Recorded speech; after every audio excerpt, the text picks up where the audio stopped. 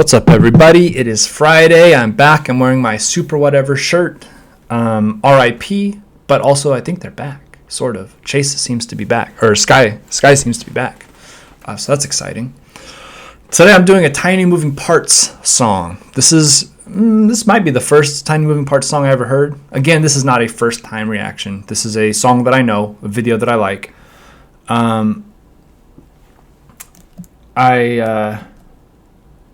I really enjoy this one, so I wanted to do it. I got my coffee, and I will do my little... Today I am wearing a fragrance called Not a Blue Bottle. I don't remember who the manufacturer is, but if you look up Not a Blue Bottle, you'll be able to find it easily enough. It's a fantastic fragrance. It is a very unique scent. I don't really know how to describe it. Musky, a little bit musky, but not heavy. It's really, really interesting. Again, I'm trying to branch out my channel for more than just music reaction videos. I'm going to get into fragrance reviews. But no, I'm trying to help you guys out. I like to smell good, but not like everybody else.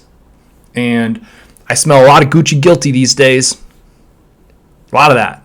Not a bad scent, but everybody's wearing it. So I'm trying to give you some other options to help you stand out. Not a Blue Bottle. Smells really good. A couple things before we get started. Like and subscribe. Obviously, gotta do that. Legally required to tell you that. I am not a professional. I'm not going to be able to get into the weeds too much on the technical side of things, because that's not where my skill set is. And don't be a dick. This song, I think, is probably going to be unobjectionable. I don't know how many people could really dislike it, but it might not be for you. I might not be for you. My personality might rub you the wrong way. Those things are all right. But I would just request that we try to keep it fairly civil in the comments. I try to be thoughtful when I do these videos, and I would appreciate a little bit of that in return. With that out of the way, let's get right into it. This is Headache by Tiny Moving Parts.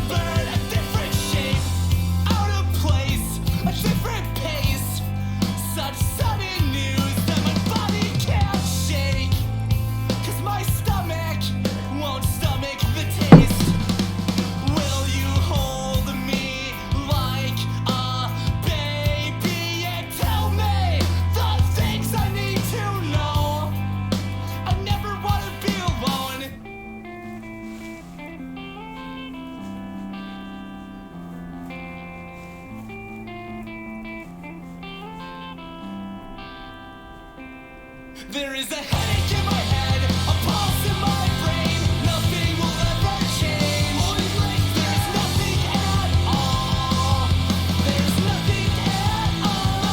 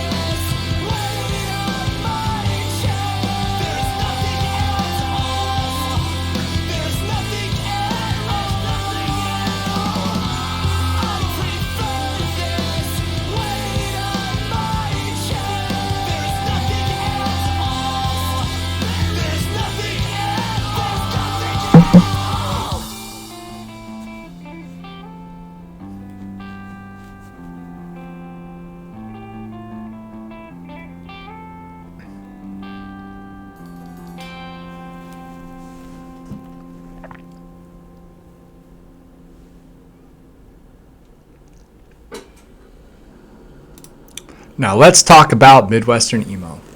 That's actually Northern emo. They're from Minnesota, which is not part of the Midwest. It's part of the North. I really love that song. I love the song. I think the song is really pretty. The guitar work is really nice. Like, that's kind of one of the things that Tiny Moving Parts is known for. Is look, we do Marcin, we do Ichika, we do Polyphia on the channel. So this is not mind-blowing, I'm aware, but fairly intricate guitar work, especially when you're talking about like a three-piece band, right? I believe the lead singer's name is Brandon. I think it's Brandon. Brandon's a good guitarist. I like his voice as well. Drumming, really, really good. I always like the drumming. You guys know me at this point. I tend to bring up the drumming. I love the video. You know, it's an interesting question, right? It's something it's worth thinking about, I think. Although, I think a more interesting question would be, what if you had a year, right? Because one day, there's not a lot you can do. I mean, there's some things you can do, experiences you can have, but there's not much you can do that's lasting in a day. But if you had a year, what would you do, right? Because you could do things that matter in a year. You could change people's lives in a year if you wanted to. You could do something that matters to you in a year, right? In a day, you can tell somebody you love them, right? You can book a last minute like flight or something, right? I want to fly to LA and see the Hollywood sign before I die, right? Sure, that's cool. I've seen the Hollywood sign. That's cool. But if you had a year, you could do a lot of really interesting things. I'd be interested to know if anybody is compelled to put down in the comments what they would do if they had a day or a year, either of those, right? I'd be interested to hear what you would want to do. I know it's sort of a grim thing to think about, but it's hypothetical. So I love the video though. They do seem to be having a good time, except for a lot of vomiting. I'm not huge on vomiting. I don't love it. I'm not easily grossed out.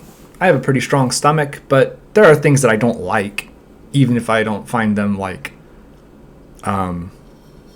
vomit inducing, right? So I could pass with all the vomiting, but you know, they ate the dollar menu. Dude got his belly button pierced. They did a polar bear plunge. Went skydiving. Interestingly, you know, these are all cool. And I'm thinking about this from a practical perspective, which is the budget on this video didn't have to be that high. A lot of the stuff that they did was really cheap.